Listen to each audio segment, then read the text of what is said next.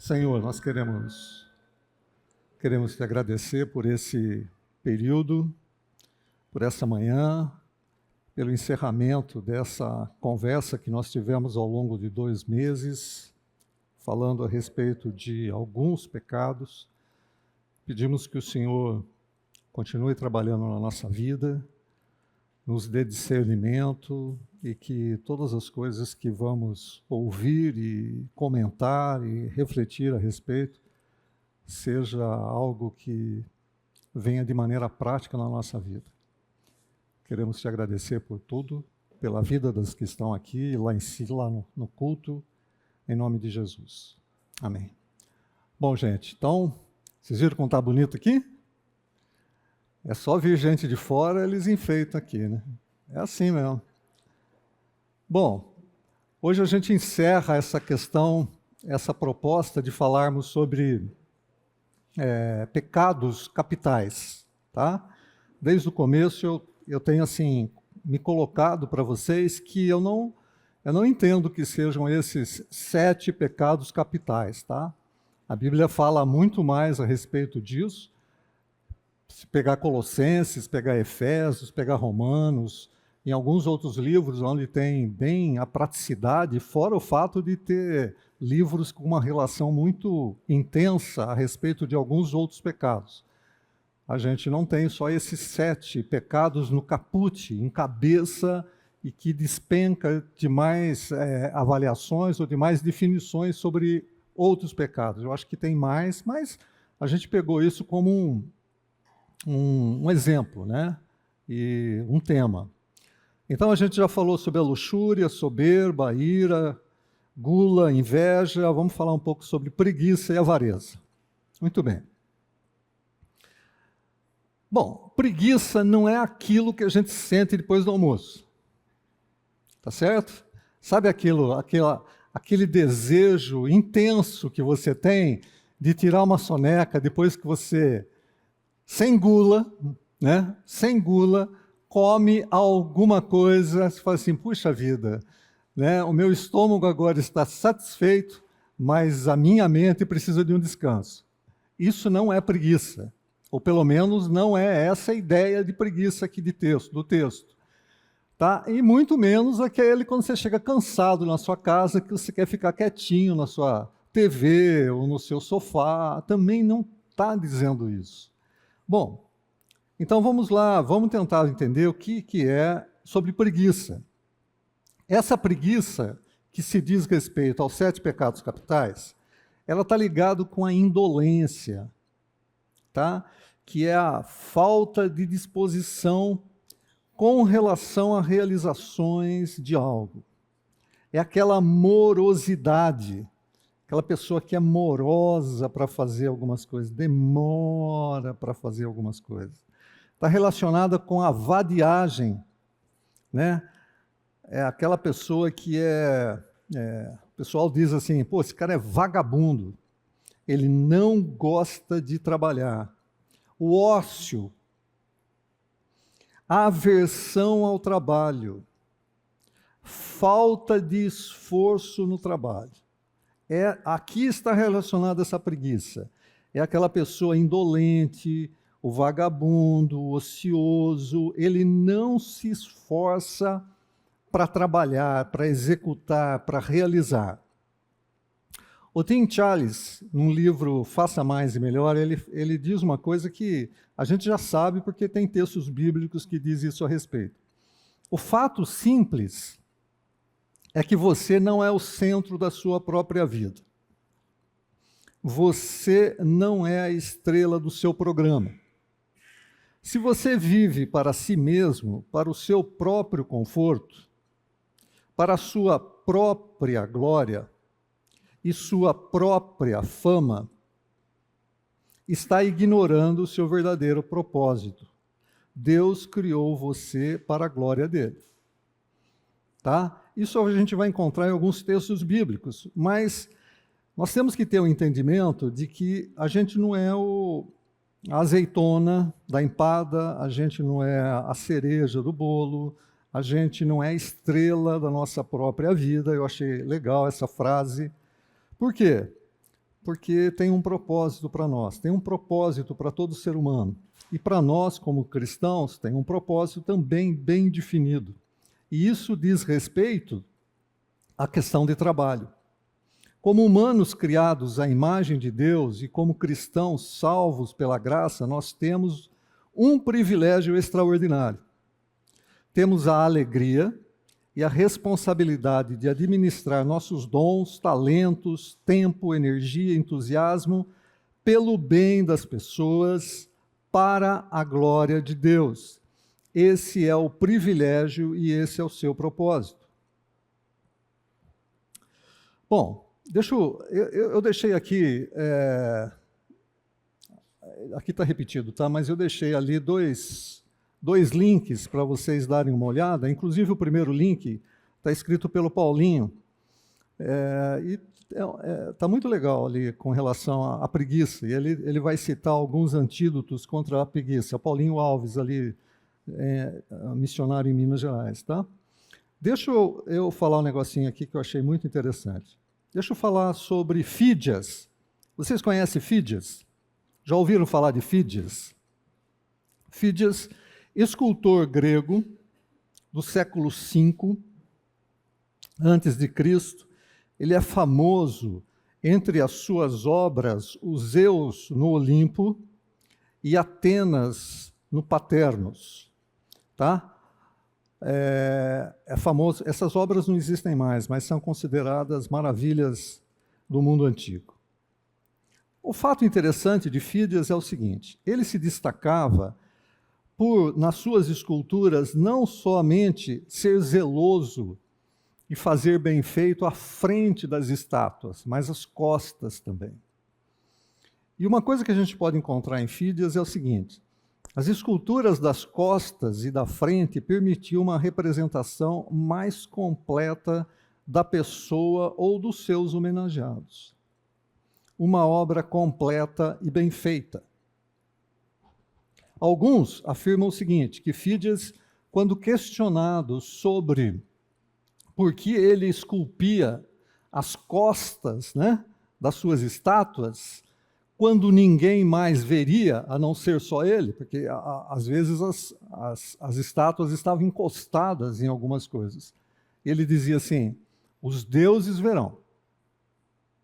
Então, um camarada que é ateu, um camarada que adora vários ídolos, tá? Quando esculpia a estátua de um determinado deus, ele fazia questão de ter o mesmo primor na frente e nas costas, porque ele dizia, os deuses verão.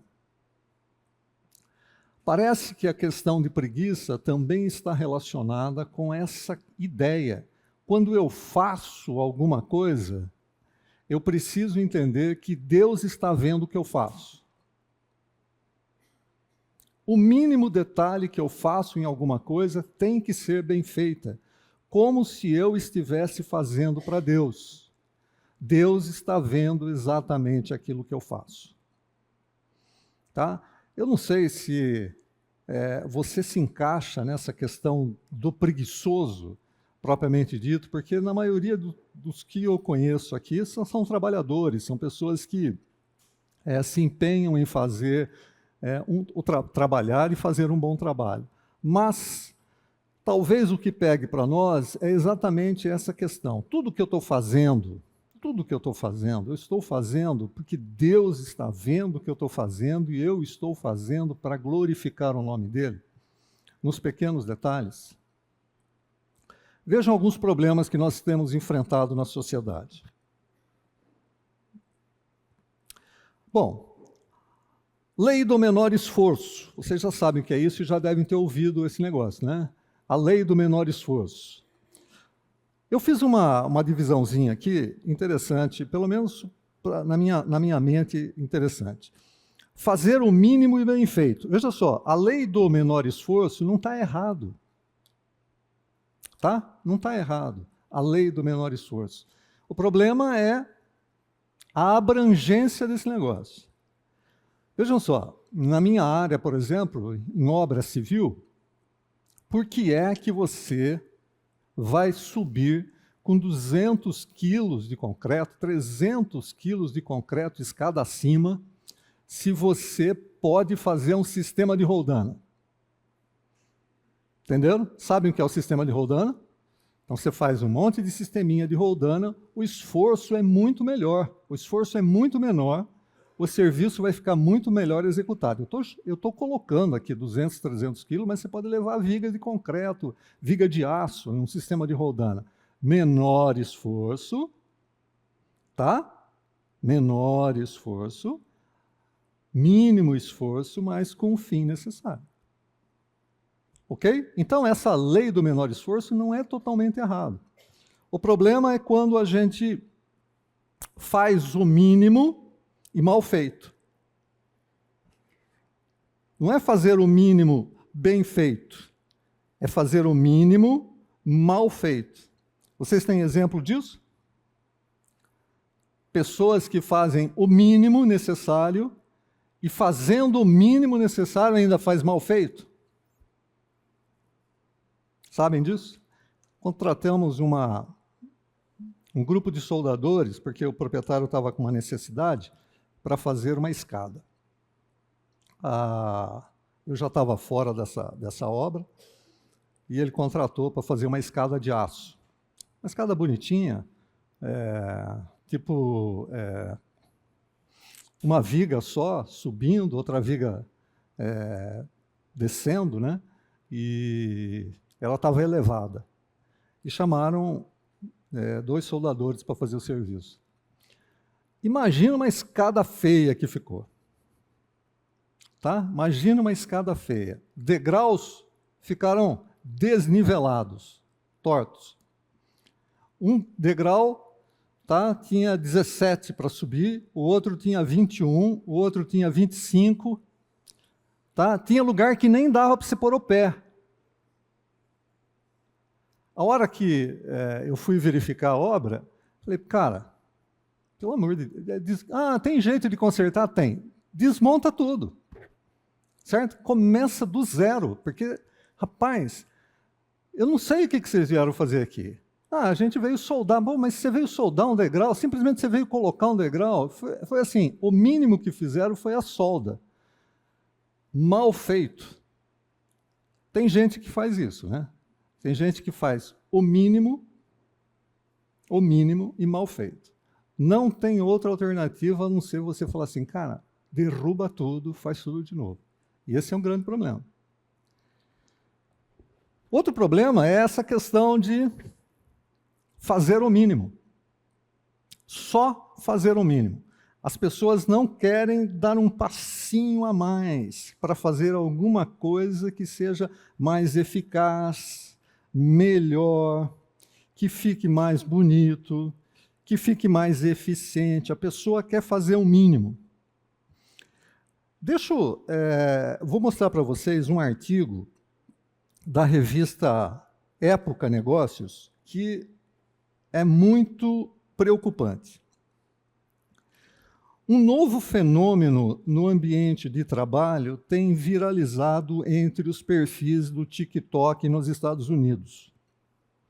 O chamado quiet quitting, ou demissão silenciosa, em português. O movimento é encabeçado pelos jovens da geração Z e pelos early millennials, profissionais que deram início às suas carreiras já em um mundo com trabalho remoto e híbrido. Eles passam a fazer o mínimo necessário, o básico para não serem mandados embora, diz Sandra Boscia, diretora editorial de Época Negócios, que falou sobre o assunto em seu boletim Bolsa de Valores na Rádio CBN. A abordagem deles é interessante de ser observada como um fenômeno para o futuro do trabalho. Eles não querem necessariamente ser chefes, dar o sangue ou trabalhar além do que seria necessário. Em resumo, o que esses jovens falam é o seguinte: olha, eu descobri que trabalhar é muito chato. E eu quero deixar essa chatice do trabalho em um quadro isolado, porque quero fazer outras coisas da minha vida, afirma Sandra. Para a diretora, o fenômeno demonstra uma mudança em relação ao movimento anterior, de busca por propósito no trabalho e da cultura, do chamado work hard, play harder, de trabalhar muito e se divertir muito.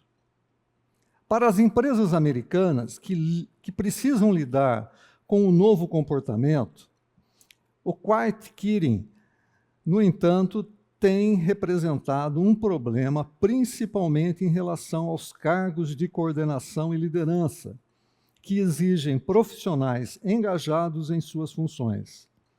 Algumas pesquisas mostram que mais da metade dos jovens não se sente emocionalmente envolvida com o trabalho a ponto de realmente se dedicar e dar esse gás para as coisas serem feitas de forma mais brilhante. Vocês podem depois procurar em Época Negócio. Então, o que o artigo está dizendo?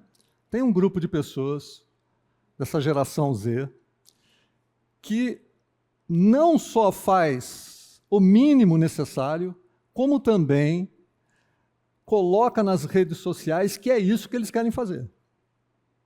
É o mínimo para não ser mandado embora.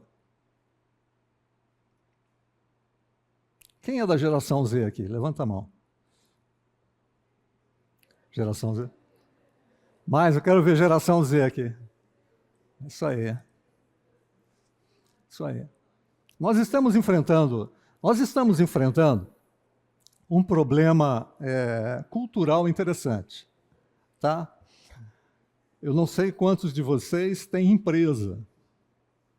Não sei quantos de vocês aqui têm empresa. Mas é muito difícil achar mão de obra. É muito difícil achar mão de obra. Em todas as áreas. Conversando com um dono de padaria, perguntando um pouco mais a respeito do negócio, ele falou assim, eu não acho, ele fechou a padaria, eu não acho padeiro, tá? Padeiro na região de Campinas, ele falou assim, olha, aqui o pessoal é disputado em ouro, não se acha padeiro, não se acha confeiteiro, não se acha atendente de balcão em padaria, não se acha. Então, as pessoas que têm esses funcionários, eles pagam muito bem para que essas pessoas não deixem o seu ambiente de trabalho e procurem outras oportunidades. Não tem. E você não consegue formar as pessoas. Na área que eu trabalho, é comum você ver as pessoas fazendo assim, pessoas que têm uma instrução menor, fazendo um trabalho mais pesado, tá? Quebra, dá marreta para o camarada sai quebrando parede, não tem problema.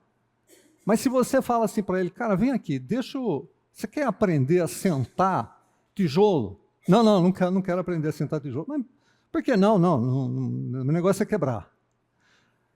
Cara, ele passa o dia inteiro com a marreta na mão, mas ele não quer aprender a sentar tijolo. Muito menos a sentar um piso, que dirá fazer elétrica e hidráulica. Você não encontra profissional. Tem determinadas áreas que você só tem, por exemplo, mestre de obra na minha área, só pessoas mais com 60, acima de 50. Você parece assim, parece que a profissão vai acabar. Sabe? Parece que a profissão vai acabar. Outras profissões eu sei que também passam por o mesmo problema. Outro dia, conversando com o Pepe, ele estava falando para mim, não sei se houve uma mudança ou não, que não encontra mais costureira. Quantas de vocês, mulheres ou jovens, sabem costurar? Rapaz, vamos lá, ó, deixa eu fazer a pergunta de novo. Quantas de vocês, mulheres ou jovens, sabem costurar?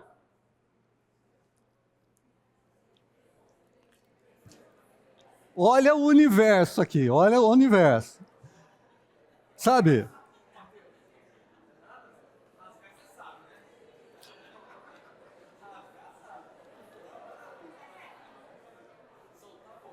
Quantos homens aqui sabem costurar?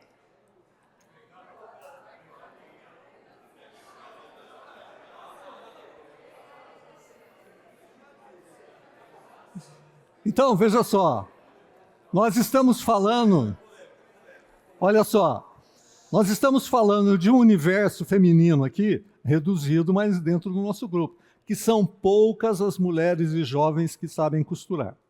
Consequentemente, você que precisa fazer alguma coisa e não sabe fazê-lo, você precisa dar para alguém que saiba costurar. Tá certo? Aonde é que tem esse profissional?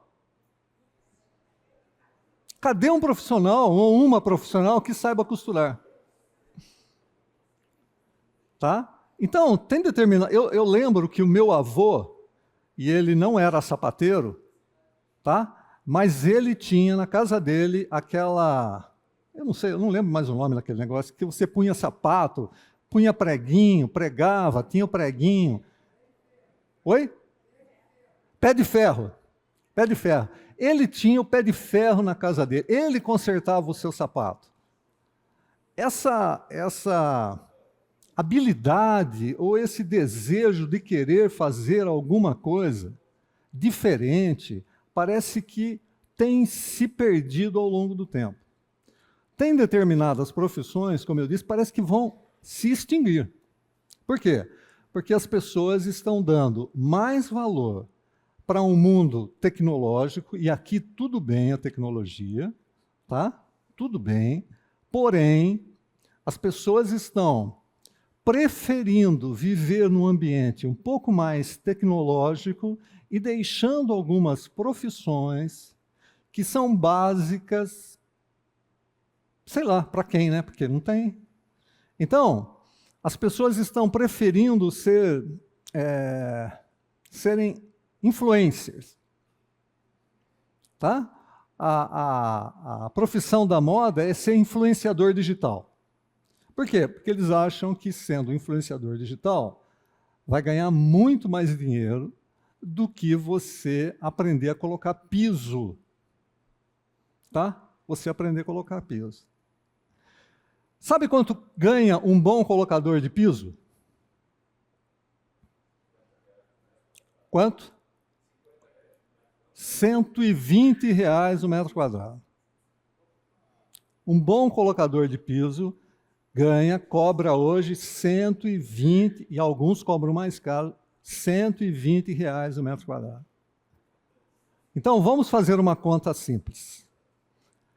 10 metros quadrados para colocar piso, tá? 10 metros quadrados, um ambiente de 5 por 2 para colocar piso e rodapé, ele vai ganhar R$1.200. Sabe quanto tempo o cara faz um bom colocador de piso? 5 por 2, 10 metros quadrados? Um dia de serviço. Faça a conta. 20 dias a 1.200. 20 dias, R$1.200 por dia, ele ganha quanto?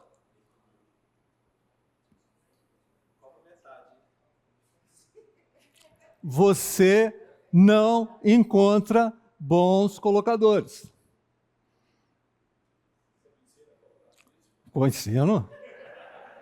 Ensino. Só que tem um problema. Para você ser um bom colocador de piso, você precisa ter experiência. Tá? Para ser um bom colocador, certo? Fábio? Para ser um bom colocador de piso, para você falar assim para o camarada, pode colocar o piso e vai embora, você tem que ter certeza que o camarada tem experiência.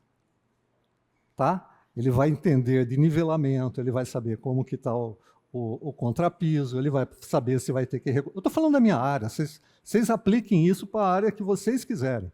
Ele vai saber fazer uma regularização bem feita, ele vai ver se a parede está com problema, ele vai saber aonde que ele vai começar o piso, ele vai saber que tipo de rejunte ele vai colocar. Para isso tem que ter experiência. Como é que você vai ter experiência se você não tem pessoas dispostas hoje a começar a trabalhar nessa área? Estou falando da nossa área, estou aqui apontando para o Fábio, que a gente trabalha junto em alguns momentos. Cara, eu não sei como é que é a área de vocês, tá? Mas precisa ter experiência, e a gente tem uma sociedade com grandes problemas nessa área.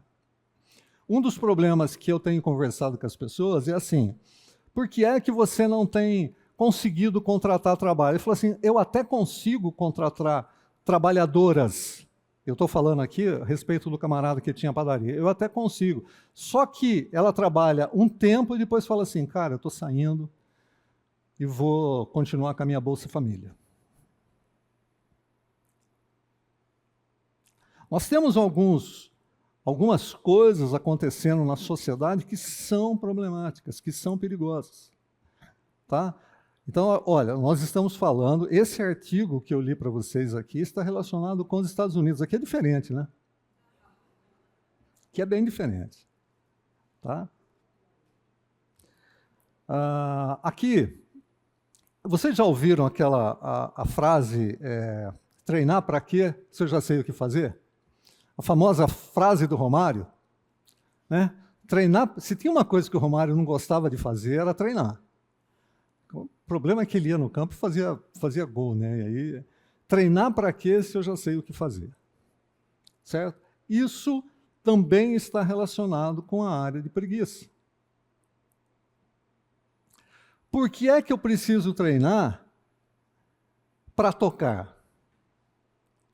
Vocês viram a apresentação do coral domingo passado. Foi muito legal. Né? Foi muito legal. Aquilo deve ter dado trabalho, gente. Né? O ensaio, o pessoal cantando, o pessoal que fez a apresentação, aquilo deve ter dado trabalho. E a gente precisa entender que preguiça está relacionado com isso.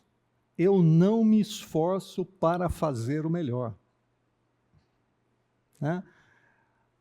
Eu preciso, agora para o pessoal que está estudando ainda, né? Seja na faculdade, seja em algum curso médio aqui. Estudar para quê? Eu só preciso passar na prova. Não é assim? Verdade ou não? Pessoal que está fazendo faculdade. Eu não preciso saber, eu só preciso ter nota para passar na prova. Isso também é preguiça. Por quê? Porque se você está estudando, você precisa estudar não somente para passar na prova, mas você precisa estudar para conhecer aquela matéria. Eu sou fruto dessa experiência. Primeiro ano de faculdade, cálculo 1. Quem já fez área de exatas aqui, só para eu saber? Ok. Então vocês sabem o que eu estou falando. Primeiro ano de faculdade, cálculo 1. Você vai aprender sobre limite, sobre integral, sobre derivada, coisa que você nunca teve nesse ambiente dentro do sistema do colegial. Agora, nós estamos falando de um outro universo. Certo? Primeiro ano de faculdade, eu achei que se eu pegasse o livro de cálculo 1, tá? E simplesmente lesse teoricamente aquilo que estava apresentado no cálculo 1 e fazer aquela 3 ou 4 exercícios que apresentava, eu ia bem na prova. E eu fiz isso. Tranquilo, né? Esse negócio aqui é moleza. Então, lê teoricamente, faz os 4 exercícios que está na prova e vai fazer a prova. Adivinha? Adivinha? No segundo ano que eu fiz a matéria, aí eu entendi o que tinha que ser feito. Mas na primeira prova, eu só não tirei 0 porque o meu nome estava legível, né? E isso eu fiz, eu escrevi, isso porque eu escrevi meu nome antes de começar a prova, porque depois eu não sabia nem como escreveria meu nome. Certo? Não adianta, tem determinadas coisas que você só vai aprender fazendo. Eu só entendi que eu ia compreender, entender e fazer e passar na matéria de cálculo 1 se eu fizesse mais de 200 exercícios numa lista que o professor entregava para a gente entender como é que resolvia os exercícios. Preguiça. Em vez de procurar entender como fazer, Não, eu achei que, isso daqui é o mínimo, né? Eu vou fazer o mínimo. Já vou entrar na prova e qualquer exercício que o professor der vai ser... Não. Preguiça. Bom, o que a Bíblia fala sobre isso? Primeiro, tudo o que fizerem, façam de todo o coração para o Senhor e não para os homens. Colossenses capítulo 3, versículo 23. Aí nós vamos ter uma série de versículos em Provérbios que vai falar sobre preguiça. Tá? Então, vamos lá. Princípio, tudo que você fizer, faça de todo o coração como para o Senhor e não para os homens. Tudo o que fizer. Aí nós vamos para Provérbios e a gente vai encontrar uma série de textos. 12:24, Provérbios 12:24. As mãos diligentes governarão, mas os preguiçosos acabarão escravos. O preguiçoso deseja e nada consegue, mas os desejos do diligente são amplamente satisfeitos. O caminho do preguiçoso é cheio de espinho, mas o caminho do justo é uma estrada plana. Quem relaxa, que faz o trabalho relaxadamente, é irmão daquele que destrói. Aí Provérbios 6, de 6 a 11, é um textinho maior, e é uma exortação dizendo assim, ao preguiçoso: observe a formiga preguiçoso, e reflita nos seus caminhos, nos caminhos dela, e seja sábio. E ela não tem chefe, nem supervisor, nem governante. E assim armazena as suas provisões no verão e na época da colheita ajunta o seu alimento. Tem gente que só trabalha quando o patrão está olhando. Né? Tem gente que só realiza alguma coisa quando o patrão está olhando. Quando o patrão não está olhando, camarada não faz absolutamente nada. Até quando você vai ficar deitado, preguiçoso?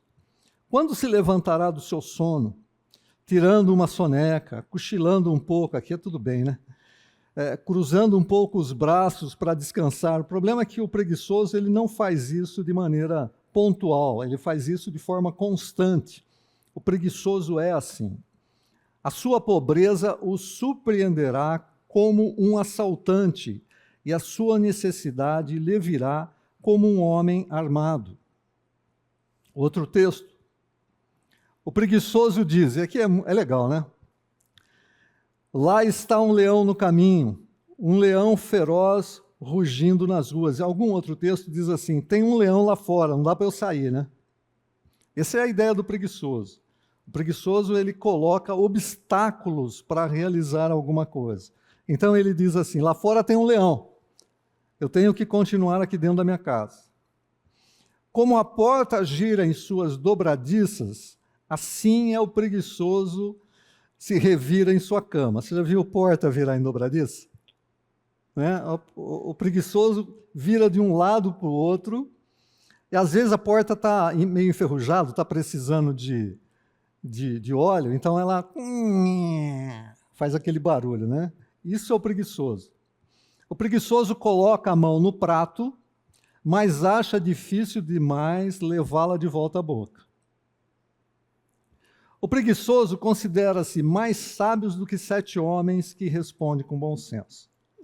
O preguiçoso é tão deliberado na sua preguiça que ele se acha sábio fazendo aquilo que ele faz. É o exemplo que a gente está vendo da geração Z nos Estados Unidos. Eles se dizem sábios. Olha, eu não quero trabalhar mais do que necessário. E a sabedoria dele, se vocês pegarem o texto como um todo, é muito interessante, ele fala assim, eu quero ficar com a minha família, eu quero ficar mais com a minha família, ok, é verdade, né? Trabalhar um pouco menos para ficar mais com a família. Eu quero me divertir, quero viajar, ok, tudo bem. Mas como é que você faz isso sem o trabalho árduo? Né? Sem trabalho árduo. Quantos aqui começaram a trabalhar bem cedo?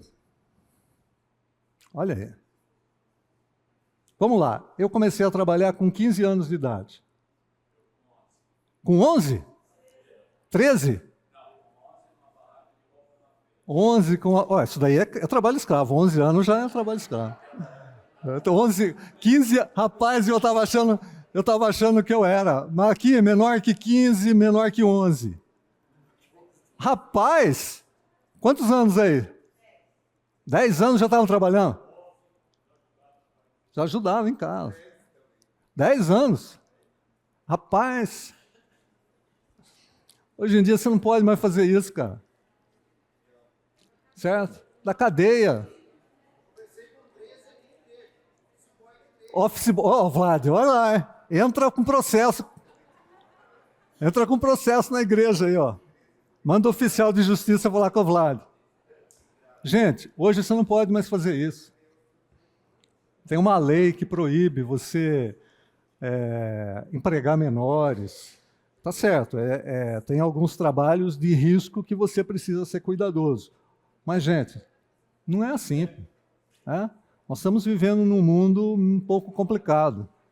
Alguns processos, porque houve alguns abusos, mas para coibir esses abusos, a gente entrou num processo complicado.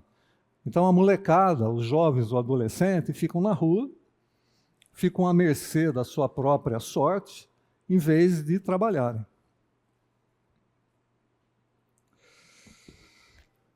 Não esgote suas forças tentando ficar rico.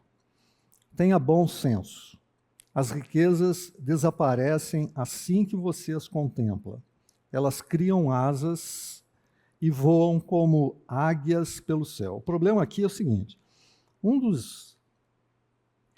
você não pode combater a preguiça com a ganância. Tá? A gente vai ver um pouco sobre avareza no segundo momento aqui, mas combater a preguiça com a ganância tem os seus aspectos equivocados. Tá? Você pode querer, e tem todo o direito de querer, e a Bíblia elogia esse querer fazer alguma coisa a mais, tá? Ser alguém reconhecido no seu trabalho. Aquele que é reconhecido no seu trabalho ficará entre reis. Ok, Provérbios diz isso. O problema é essa ganância, né? Então, a partir de agora, eu não vou ser mais preguiçoso, mas eu quero ser um ganancioso. E aí é um problema. Tá? Você não pode colocar a sua vida querendo realizar a ganância, que está muito junta, que está próxima do seu coração aí constantemente. Então, isso não é uma desculpa para deixar de ser preguiçoso. Vamos nos reunir em grupinho, nós vamos falar um pouco entre nós sobre preguiça, tá bom? 4 pessoas, se juntem aí, coloquem as cadeiras, vamos conversar um pouquinho sobre preguiça. Então eu gostaria que no grupinho de vocês aí, vocês conversassem sobre o que foi falado, se você reconhece no seu ambiente de trabalho ou família alguns indícios sobre preguiça, como nós abordamos aqui. Tá? Segunda, se você reconhece na sua vida,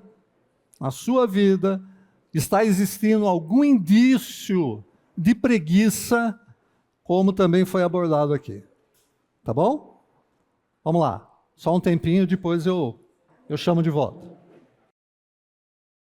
Enquanto a gente começa a última parte dessa manhã, vocês estão recebendo uma avaliação que deve ser feita aí por vocês e devolvida para que a gente passe para o pessoal do Ministério de Escola Bíblica, a gente faça a avaliação, melhore no que tem que melhorar, e a gente possa produzir isso de forma mais eficaz e melhor.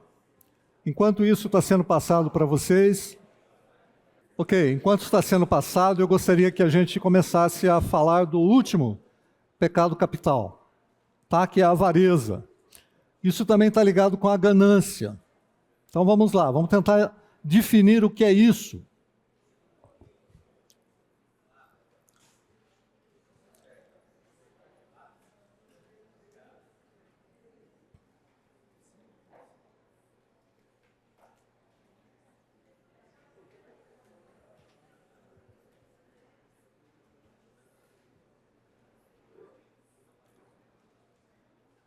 A avareza está ligada com a ambição desmedida. De novo, né, gente? Aqui, sempre com toda cautela. Não é errado ter ambição, no sentido positivo. Ou seja, eu almejo, eu tenho a ambição, na maneira correta, de ter alguma coisa melhor, tá? De ter algum cargo melhor, de ter uma posição social melhor, de ter um carro melhor, de ter uma casa melhor, tá? Tudo isso é legítimo.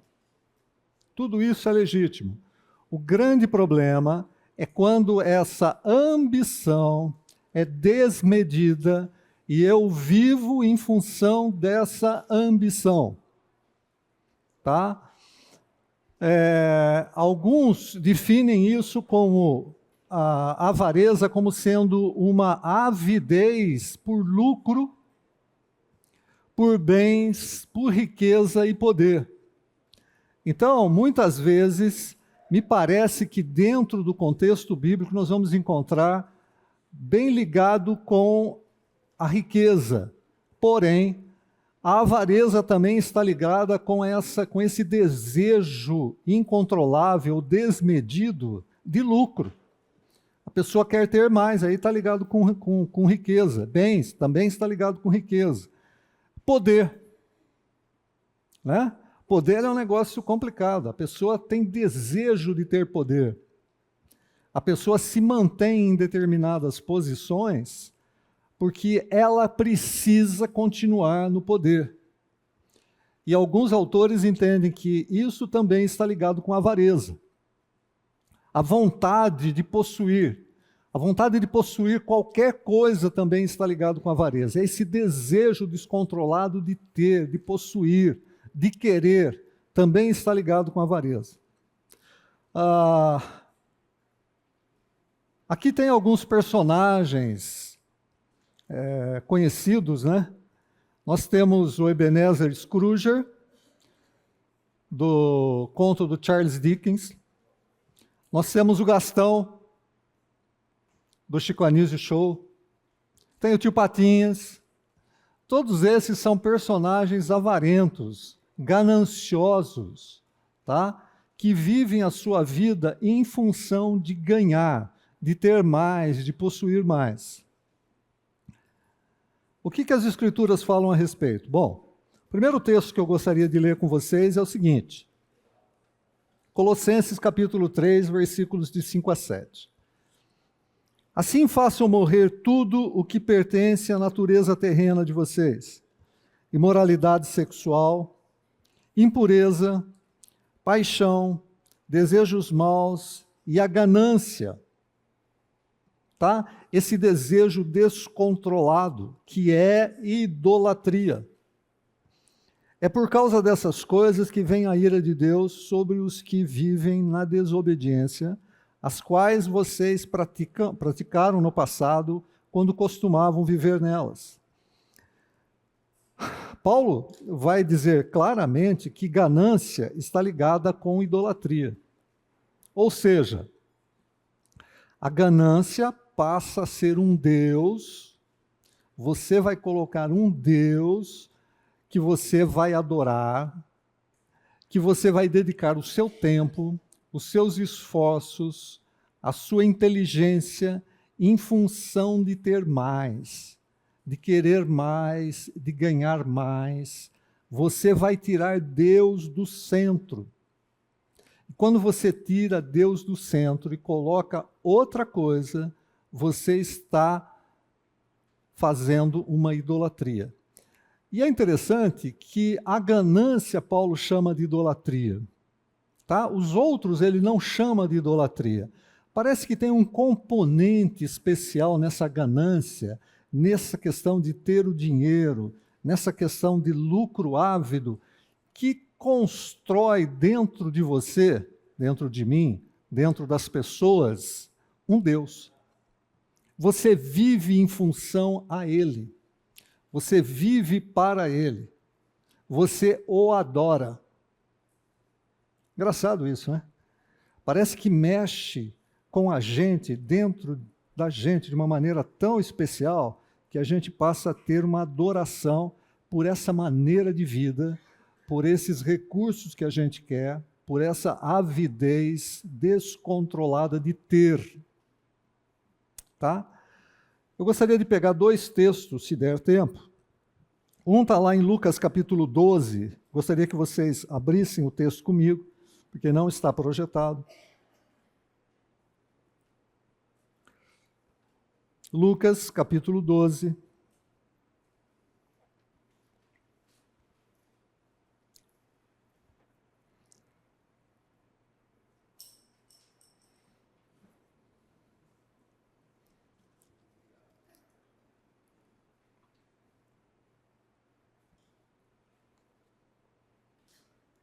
Aqui no Evangelho de Lucas, especificamente, e aqui a gente tem que só fazer um parênteses antes, os evangelhos não estão escritos em ordem cronológica, tá?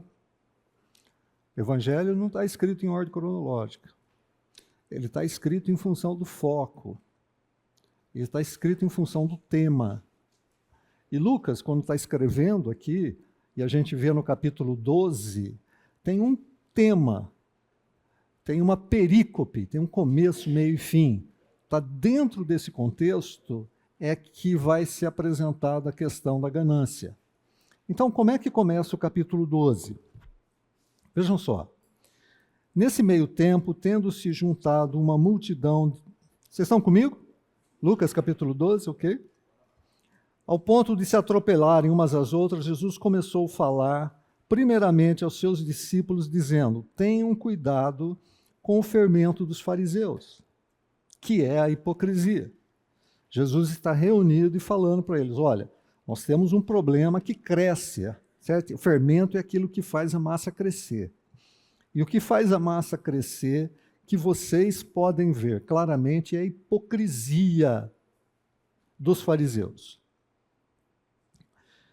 Não há nada escondido que não venha a ser descoberto, oculto que não venha a ser conhecido. O que vocês disserem nas trevas será ouvido à luz do dia, e o que vocês sussurrarem aos ouvidos dentro de casa será proclamado nos telhados. Ou seja, não adianta você ter uma aparência de vida espiritual quando, na realidade, no fundo, você não vive isso. Cuidado, ele está dizendo isso.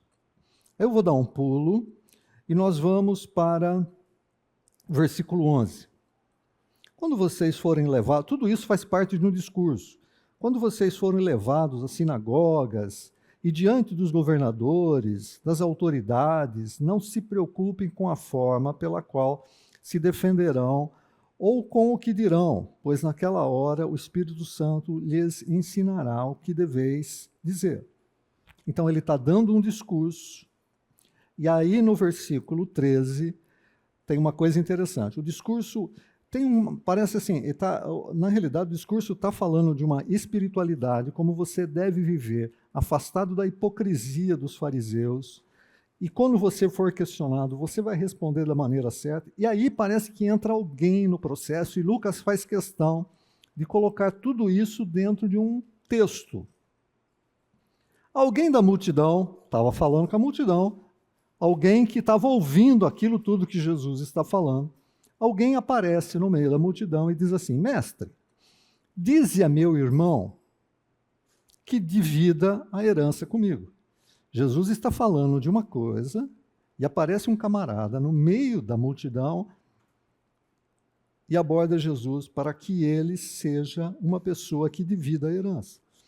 Jesus disse: homem, quem me designou juiz ou árbitro entre vocês? Por que você está perguntando isso? Jesus responde assim: por que você está falando isso comigo? Tá? Tem gente para fazer isso. Por que você está fazendo comigo isso? Cuidado, disse Jesus. Fiquem de sobreaviso contra todo tipo de ganância.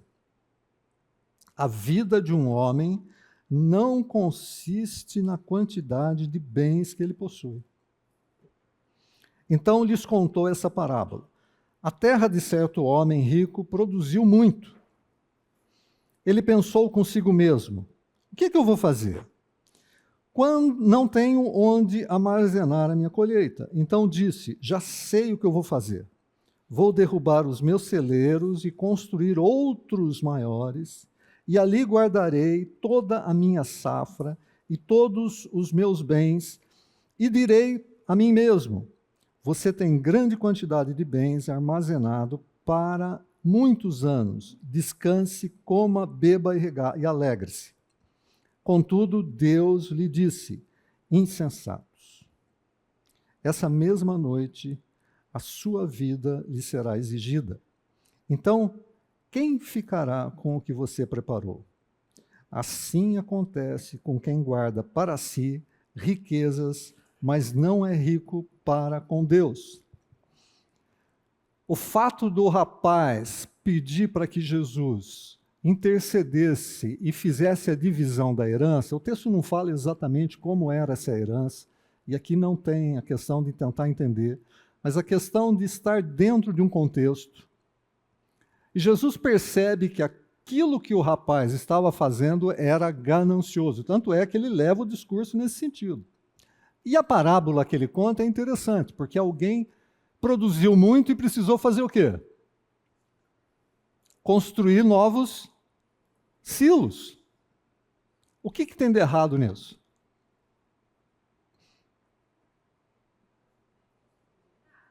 O que tem de errado?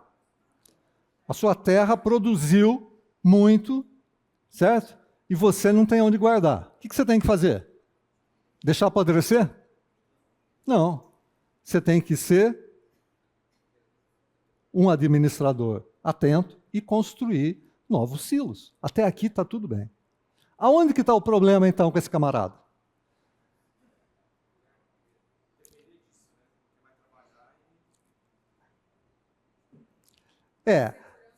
A segurança dele estava nisso.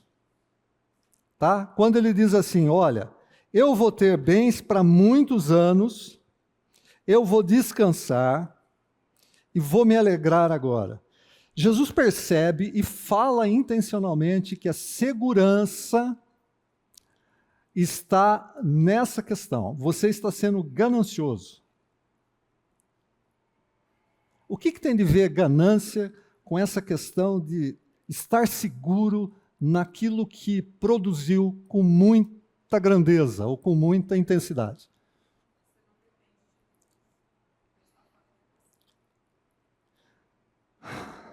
Você tirou Deus do processo. Né? Isso é idolatria. Quando você tem muito e você fala: olha, agora eu posso descansar, eu vou viver a vida da maneira como eu quiser. Você tirou Deus do processo. Isso é idolatria. E a Bíblia chama isso de... Como é que a Bíblia chama? O que ela fala aí do camarada? Isso é loucura. Isso é loucura. Parece que tem dois textos, eu não procurei a fundo, que deveria fazê-lo, mas não deu tempo. Parece que tem dois textos que a Bíblia chama de louco. Um está lá em Salmo 14, se não me engano. O que diz o insensato no seu coração? Louco no seu coração.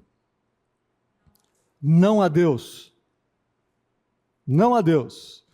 E o texto aqui, o próprio Jesus está falando com o camarada. O quê? Louco. Você tirou Deus de novo do seu coração. Você colocou a ganância, o desejo de ter, essa questão de agora eu não preciso me preocupar com mais nada. Você colocou isso no seu coração. E isso é idolatria. Isso é a mesma coisa que o salmista diz a respeito de quem é louco. Não há Deus. Bom, o texto vai entrar novamente, a partir do versículo 22, com o quê? Dirigindo-se aos seus discípulos, Jesus acrescentou: portanto, lhes digo, não se preocupem com a sua própria vida, quanto ao que há de comer, nem quanto ao próprio corpo, quanto ao que vestir. A vida é mais importante do que a comida, e o corpo mais importante que as roupas. Observem os corvos, não semeiam nem colhem, não têm armazéns nem celeiros, contudo Deus os alimenta, e vocês têm muito mais valor que as aves. Quem de vocês, por mais que se preocupe, pode acrescentar uma hora que seja a sua vida? Visto que vocês não podem sequer fazer uma coisa tão pequena, por que se preocupar com o restante? Observem como crescem os lírios, eles não trabalham nem tecem, contudo eu lhes digo que nem Salomão, em todo o seu esplendor, vestiu-se como um deles. O que ele está dizendo agora? Está contando uma parábola, está falando, tinha um camarada que estava querendo dividir a herança. Ele conta uma parábola, ele fala que tem ganância nesse processo, um desejo desenfreado de ter, uma saciedade por agora eu consegui, tenho as minhas coisas, sou eu que estou no controle, eu faço, eu descanso e fala, você é louco. Hoje pedirão a tua alma. E Jesus vai falar assim, olha, cara, você precisa ficar grato com aquilo que você tem. O que é isso? Oi? Contentamento. Contentamento. Qual é a outra face da moeda da avareza? É contentamento. O fato de você querer ter algo melhor, o fato de você procurar ter algo melhor, uma casa melhor, um carro melhor, uma função melhor, ganhar mais, é lícito. É lícito. O problema é, você está dando graças a Deus e expressando contentamento com aquilo que você tem? Com aquilo que Deus está te dando? Porque de fato, é Deus que te dá. Ao passar da régua, é Deus que deu. Então eu tenho que ficar grato. Eu não preciso parar de querer, de buscar alguma coisa, mas eu preciso estar contente e ter contentamento com aquilo que Deus está me dando no momento. Eu sei, você está falando assim, é porque você não tem boleto para pagar. Claro, todos nós temos boleto para pagar. Tá? Por isso que a gente precisa buscar outras coisas. Está tudo bem. Mas o problema é, Senhor, aquilo que o Senhor está me dando, e a tua palavra diz que o Senhor vai me dar, eu preciso estar contente. A questão é, como é que eu estou tratando isso? Como é que eu estou tratando essa questão de contentamento e ganância? Contentamento e ganância. Deixa eu pôr um filminho para vocês aqui. Alguém já tinha dito, não vai ter filme, né? Hoje não tem filminho.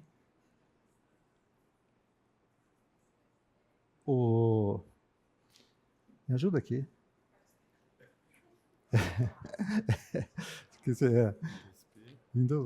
Vem aqui. Essa geração Z, entendeu? Geração Z. Geração Z. Eu estava para Y, né?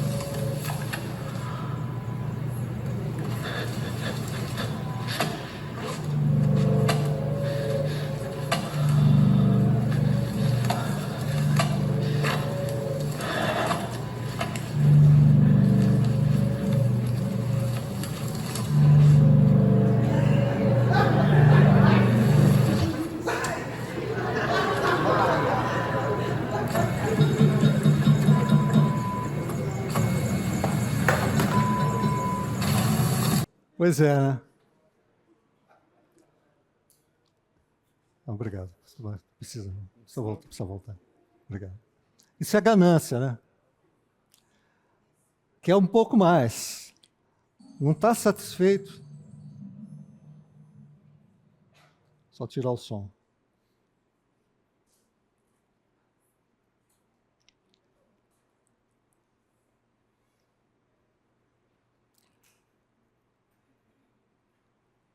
Não está satisfeito com aquilo que quer, aquilo que conseguiu. Quer um pouco mais. Quer um pouco mais. Louco.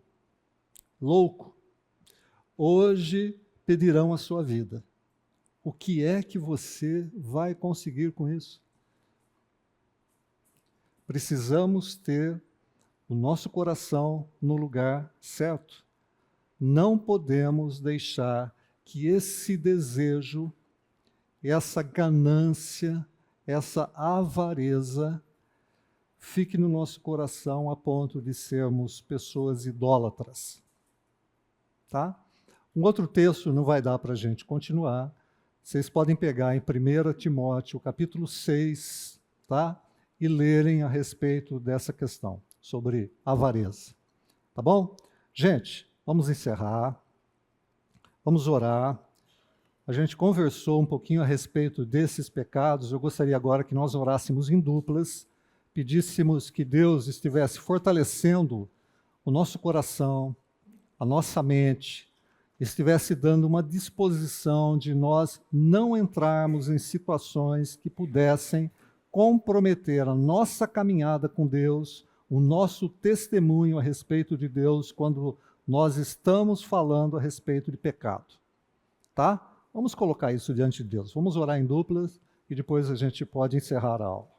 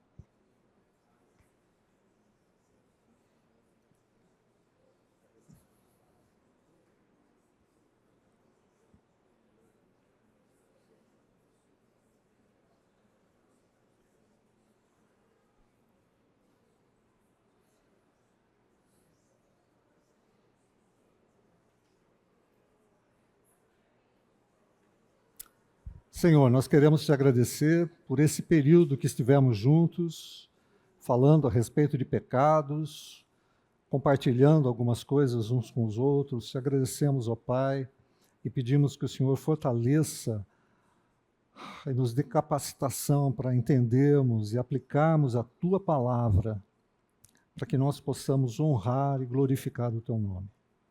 Agradecemos em nome de Jesus.